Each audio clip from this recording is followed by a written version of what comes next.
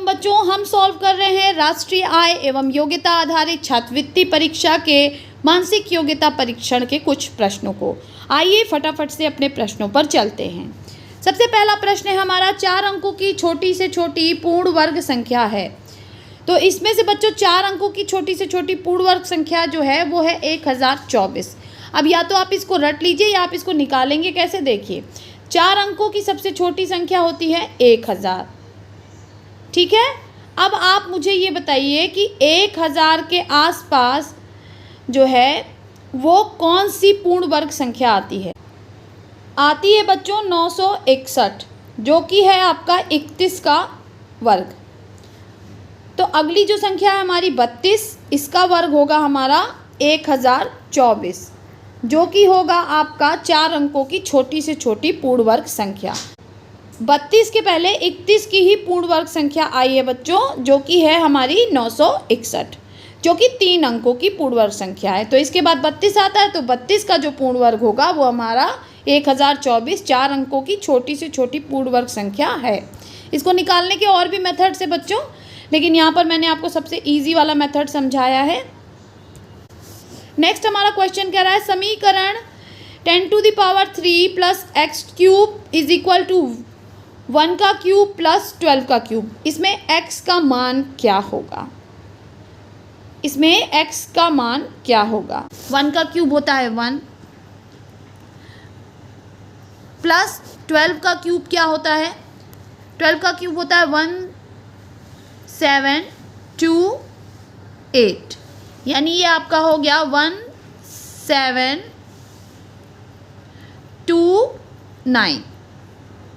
1729 हो गया। आपको याद होगा, आपने पढ़ी है रामानुजम संख्या, ये वही संख्या है। 10 का घन होता है बच्चों 1000, और इसमें से आप घटा देंगे, जब 1729 में से 1000 को घटाएंगे तो आएगा 729। 729 किसका घन है, 729 है बच्चों आपका 9 का घन, यानी 9 का क्यूब। तो हमारा जो आंसर हो जाएगा वो हो जाएगा 9, ऑप्शन ए। चलिए नेक्स्ट क्वेश्चन पे चलते हैं। नेक्स्ट क्वेश्चन कह रहा है हमसे कि 2n minus 2n is equal to 4, तो n/n का मान क्या होगा, ठीक है। 2n minus 2n-1 is equal to 4, तो इस पर n/n का मान क्या होगा। अब हम देख लेते हैं। देखिए 2 पे हमने मान लिया कि 2 आपका 3 रख लेते हैं, ठीक है, माइनस 2 माइनस 1, यानी यहाँ हो गया आपका 2 यानी 8, माइनस यहाँ पे होगा 2 यानी 2 का वर्ग यानी 4, और बराबर हो गया आपका 4। तो यानी ये हमारा सटीक बैठ रहा है। तो यानी n का मान हमें कितना मिला बच्चों, n का मान हमें मिला 3। तो यही मान हमें यहाँ पे रख देना है। तो n में हम रखेंगे तो ये हो जाएगा हमारा 3 यानी 3 का क्यूब। 3 का क्यूब क्या होता है बच्चों, 27। 3 का क्यूब 27, तो यहाँ पे सही आंसर हमारा क्या हो गया, ऑप्शन सी। चलिए नेक्स्ट क्वेश्चन पे बढ़ते हैं।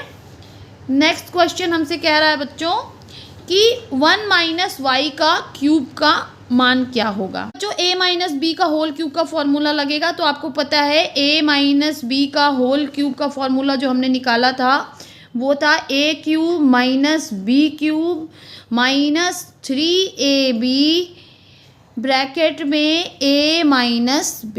यही फॉर्मूला हम यहाँ पे रखेंगे। तो देखिए हमारा आंसर क्या आ जाएगा, हो जाएगा हमारा 1 का क्यूब माइनस y का क्यूब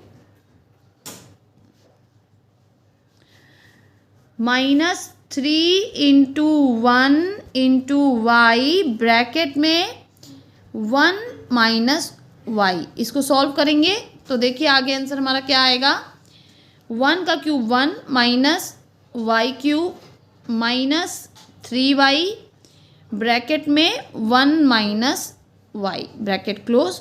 और ये वाला ऑप्शन आपको कहाँ दिख रहा है बच्चों, ये वाला ऑप्शन है हमारा ऑप्शन सी, यही हमारा राइट आंसर हो जाएगा। चलिए फटाफट से नेक्स्ट क्वेश्चन पे चलते हैं बच्चों। नेक्स्ट क्वेश्चन कह रहा है कि 2 अथवा 5 से विभाज्य 1 से 100 तक के पूर्णांकों का योग होगा। देखिए बच्चों, इसको कैसे हल करेंगे। पहले हम 2 से भाज्य जो हमारी संख्याएं हैं उनको निकालेंगे, 2 से भाज्य संख्याओं को। तो 2 से भाज्य के लिए हमारा जो फॉर्मूला होगा वो होगा 50/2 ब्रैकेट में 2 + 100, ये हमारा फॉर्मूला हो जाएगा।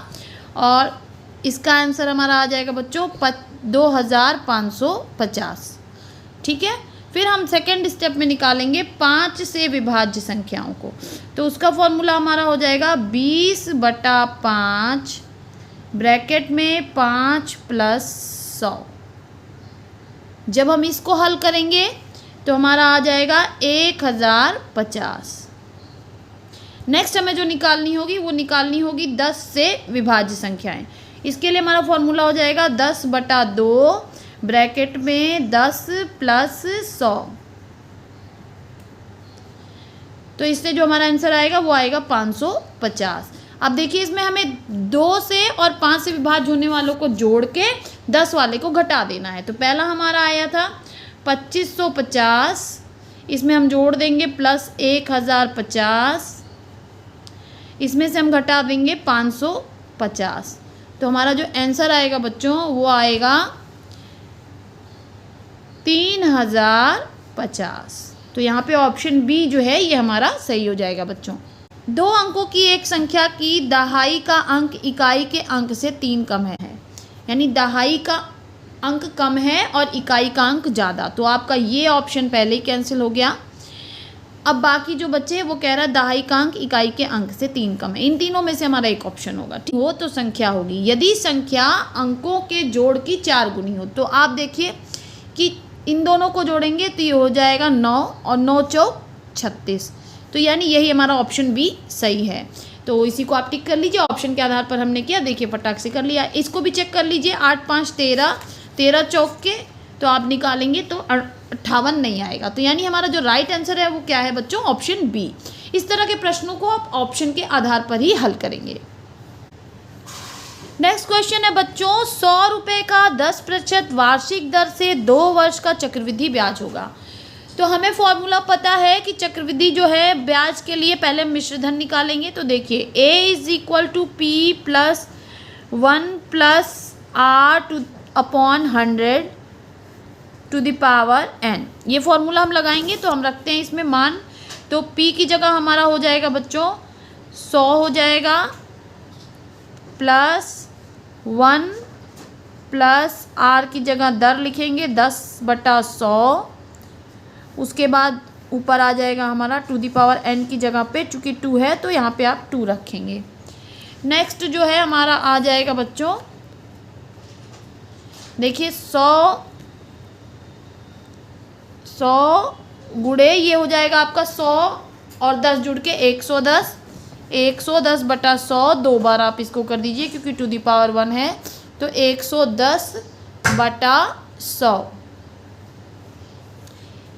देखिए अब क्या होगा, अब इस 100 से ये 100 कट जाएगा, इस 0 से ये 0 कट जाएगा, इस 0 से ये 0। 11 गुणे 11 यानी 121। तो आपका आ गया 121 रुपये। अब 121 रुपये में से हम 100 रुपये को घटा देंगे तो हमारा आ जाएगा ब्याज 21 रुपये। तो हमारा आंसर क्या हो जाएगा, ऑप्शन बी 21 रुपये। चलिए नेक्स्ट क्वेश्चन करते हैं। नेक्स्ट क्वेश्चन बहुत इंटरेस्टिंग है बच्चों। यहाँ पे कह रहा है कि दिए गए चित्र में वृत्त का केंद्र O है, यानी ये जो है ये हमारा केंद्र है, जिसकी जीवा AB 30 सेंटीमीटर है। ये जीवा है AB 30 सेंटीमीटर है तथा AC 34 सेंटीमीटर है। अब ये AC भी 34 सेंटीमीटर है। तो आपको ये जानना चाहिए कि ये वृत्त का एक व्यास है जो केंद्र से होकर गुजर रहा है, यानी ये भुजा इस भुजा के बराबर होगी। और चूंकि केंद्र से जीवा पर डाला गया लंब को 2 बराबर भागों में बांटता है, इसलिए ये भुजा इस भुजा के बराबर होगी। अब यही कॉन्सेप्ट हमको यहाँ पर रखना है। तो इस हिसाब से हमारी ये वाली जो भुजा है AD, इसका मान आपका हो जाएगा 15 सेंटीमीटर और इसका जो AO है इसका मान हो जाएगा 34 का आधा 17 सेंटीमीटर। अब आपको दोनों पता चल गया। तो अब हम पाइथागोरस प्रमेय से OD को निकाल लेंगे। तो OD बराबर हो जाएगा हमारा अंडर रूट ब्रैकेट में देखिए ये कर्ण है तो कर्ण की जगह हम रखेंगे 17 का वर्ग माइनस हम रखेंगे 15 का वर्ग, क्योंकि हमने इसको भी निकाला है। अंडर रूट 289, 17 का वर्ग 289 होता है, माइनस 225 आ जाएगा हमारा अंडर रूट 64। तो आंसर क्या आ जाएगा बच्चों, हमारा आंसर आ जाएगा इज इक्वल टू 8। तो हमारा जो आंसर है वो क्या हुआ, ऑप्शन डी 8।